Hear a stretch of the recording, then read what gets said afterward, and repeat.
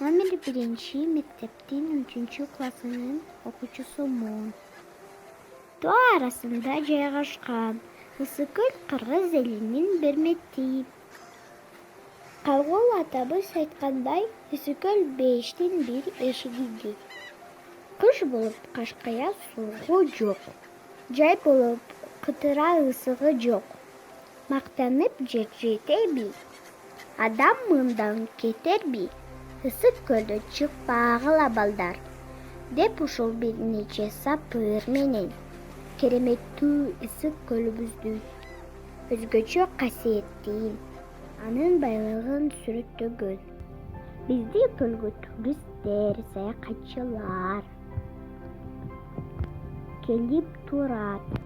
Алар биздин көлдүн кооздугуна, абанын тазалыгына суктанышат.